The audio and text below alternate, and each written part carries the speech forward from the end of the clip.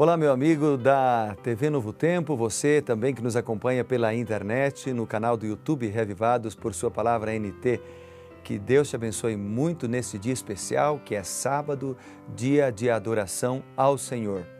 Hoje, em todas as igrejas adventistas do sétimo dia, há cultos especiais para adorar o nome de Deus e também para estudar a palavra do Senhor em escolas bíblicas que nós chamamos de escolas sabatinas, porque é uma escola que se realiza no sábado pela manhã. Então, a partir das 9 horas da manhã, já começam ali as programações, os serviços de louvor, de adoração ao Senhor, de estudo da Bíblia e também de pregação. E você é um convidado especial para ir e participar dos cultos em qualquer igreja adventista do sétimo dia, a igreja que ficar mais próxima da sua casa. E se você não sabe o endereço, você pode acessar no site encontreumaigreja.com.br e ali você encontrará então o endereço da igreja adventista mais próxima de você. Tudo bem? Nos vemos na igreja adventista louvando o nome de Deus. Bem, nós vamos agora orar para nessa jornada de estudo do livro de Daniel. Hoje meditar um pouquinho sobre o capítulo 4. Vamos orar. Querido Pai, bondoso Deus, rogamos a Tua sabedoria mais uma vez para estudar a Tua palavra, pois nós oramos no nome precioso de Jesus. Amém. Chegamos ao capítulo 4, que é um capítulo triste, porque ele apresenta aqui uma profecia contra Nabucodonosor. Nesse capítulo, Nabucodonosor reconhece o domínio de Deus e revela seus sonhos. Na verdade, é um sonho que ele tem. E esse sonho é também um sonho profético que é interpretado por Daniel e que revela aquilo que vai acontecer com Nabucodonosor. Então, no capítulo 4, nós temos um subtítulo que a boa parte das Bíblias apresenta, que é a loucura de Nabucodonosor. E apresenta o que aconteceu na vida de um rei que precisou passar por uma fase, um momento extremo em sua vida para reconhecer de maneira definitiva que só Deus é o Senhor.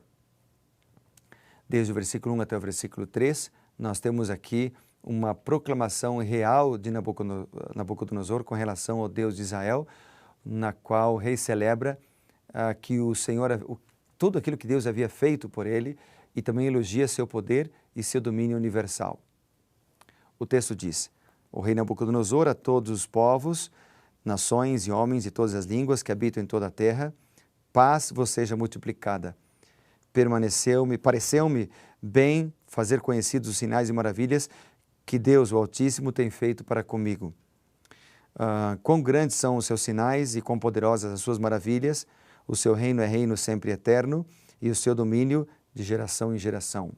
O verso 4 diz: eu, Nabucodonosor, estava tranquilo em minha casa e feliz em meu palácio.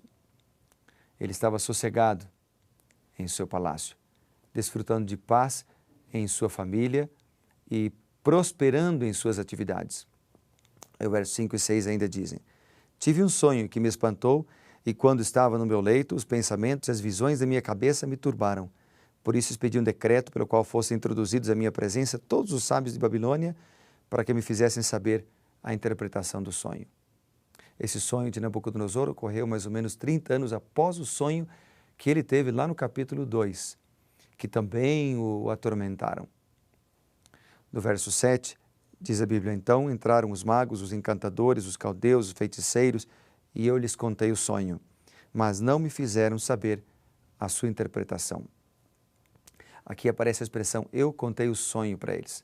No capítulo 2, Nabucodonosor não conta aos sábios o sonho que ele havia sonhado, mas aqui, como Daniel estava aí e ele conhecia a capacidade de Daniel, então ele conta o sonho. Na sequência, o versículo 9 e 10 dizem assim: Beltesazar, chefe dos magos, eu sei que há em ti o espírito dos deuses santos, e nenhum mistério te é difícil. Eis as visões do sonho que eu tive. Dize-me a interpretação. Eram assim as visões da minha cabeça quando eu estava no meu leito. Eu estava olhando e vi uma árvore no meio da terra, cuja altura, diz ele, era grande, e crescia a árvore e se tornava forte, de maneira que a sua altura chegava até o céu e era vista até os confins da terra.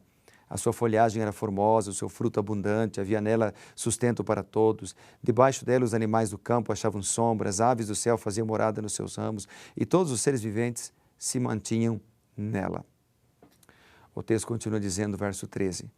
No meu sonho, quando eu estava no meu leito, vi um vigilante, um santo que descia do céu, clamando fortemente, dizendo: derrubem a árvore, cortem os ramos, derriçai-lhes as folhas, espalhai o seu fruto, afugentem os animais debaixo dela e as aves dos seus ramos. Mas a cepa, com as raízes, deixai na terra, atada com cadeias de ferro e de bronze na erva do campo.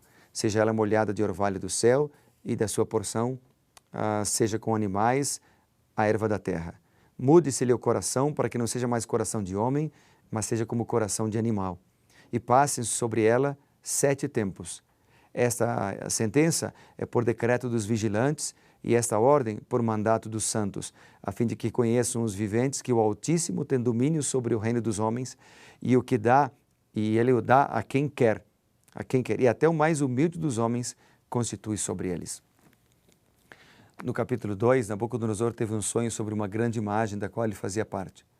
O segundo sonho, que nós estamos lendo agora, dizia respeito a uma grande árvore que representava o próprio rei. Árvores geralmente eram símbolos de grande força, forneciam sombra, alimento, combustível, beleza, matéria-prima para determinadas construções.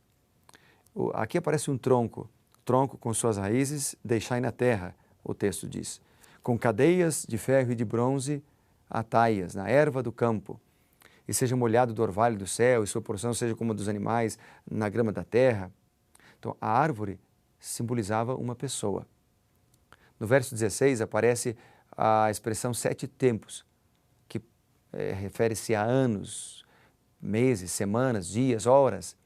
A maioria dos teólogos acredita aqui e crê e concorda que a expressão aqui refere-se a anos, baseado no uso de tempos em outros trechos de Daniel, como Daniel 2, Daniel 3, 5 e 15, Daniel 7, 25, por exemplo. Então, além do que o número 7 também representa a plenitude, né? E o verso 17, que nós lemos aí por último, fala da moral do sonho de Nabucodonosor, que era de que o Altíssimo tem domínio sobre o mundo. Tem domínio sobre o mundo. No verso 18, há uma expressão onde o Nabucodonosor, falando para Daniel, diz assim: tu, pois, ó Beltesazar, dize a interpretação. Dize a interpretação. Porquanto todos os meus sábios do meu reino não puderam fazer a interpretação, mas tu podes, pois em ti há o Espírito dos deuses. Quando ele usa essa expressão Espírito dos deuses, ele está se referindo a Deus, Pai, Filho e Espírito Santo. O que ele quer dizer, na verdade, o que Nabucodonosor estava afirmando é de que a capacidade de interpretar sonhos que Daniel tinha, na verdade, era um dom concedido por Deus. E aí, então, Daniel apresenta o significado. No verso 19, aparece a expressão atônito. Então, Daniel, cujo nome era Beltesazar, esteve atônito por algum tempo. Ele teve a compreensão do sonho de Nabucodonosor. Ele ficou abalado com o que descobriu e até hesitou em divulgar, porque o sonho era contra Nabucodonosor. Daniel desejava que a terrível mensagem de julgamento fosse destinada aos inimigos do rei, não ao próprio rei. Mas era ao próprio rei. Era ao próprio rei. No verso 20, nós lemos aqui assim: a árvore que viste, que cresceu, se tornou forte, cuja altura chegou até o céu, que foi vista por toda a terra, cuja folhagem era formosa, seu fruto abundante. Ele vem descrevendo, aí verso 22 diz: és tu, ó rei. A árvore representava o rei Nabucodonosor e uma situação que ele passaria. Ele passaria a viver como um animal durante 7 anos. Então, no verso 22, ele diz: a tua grandeza cresceu e chegou até o céu, e o teu domínio até a extremidade da terra. Ou seja, tal descrição, ela dá a ideia de totalidade. Fazendo uso até de um exagero, Daniel afirma que o rei Nabucodonosor, O reino dele se estendia do céu até os confins da terra, ou seja, era universal. Verso 23 e 24, ele diz: quanto ao que eu vi o rei, um vigilante, um santo que descia do céu e que dizia: cortai a árvore e destruía, mas a cepa com as raízes deixai na terra, atada com as cadeias de ferro e de bronze na erva do campo. Ou seja, verso 24 ele diz: essa é a interpretação, rei, e é o decreto do Altíssimo que virá contra o meu Senhor. Verso final do verso 23, é a sua porção, é a sua porção. Então, no verso 25 a 28 diz: a tua morada será com os animais do campo. A doença de Nabucodonosor é clinicamente conhecida como zoantropia, ou seja, a condição psíquica alterada que leva um ser humano a pensar que se transformou em um animal. Essa é uma doença bastante citada na literatura histórica e científica. Aqui nos versículos 29 a 31 aparece também a expressão de 12 meses, ou seja, a referência, ele passaria 12 meses para depois ele passar por essa experiência. É um período de graça entre a predição da loucura de Nabucodonosor e a sua ocorrência. Talvez Deus tenha aguardado um ano na expectativa de que o monarca pudesse se arrepender e evitar o castigo. Nabucodonosor não se arrependeu e acabou passando por essa experiência tremenda de 7 anos vivendo como um animal. Esse texto me fala de um Deus. Depois ele volta a si e reconhece que Deus é o Deus verdadeiro, que Ele é o Deus que pode todas as coisas. No final do capítulo ele diz: agora, pois, eu, Nabucodonosor, louvo e exalto e glorifico ao Rei do céu, porque todas as suas obras são verdadeiras, os seus caminhos são justos e Ele pode humilhar os que andam na soberba. Não precisamos passar por uma humilhação para reconhecermos ao Deus verdadeiro. Hoje nós podemos reconhecer isso e podemos fazer agora, orando ao Senhor. Reconhecemos, Senhor, que Tu és bondoso e bom para conosco. Derrama o Teu Santo Espírito sobre nós, para que possamos em nossa vida reconhecer o Senhor como nosso Deus, nosso Senhor e Salvador. Amém. Que Deus te abençoe, seja revivado por Sua palavra.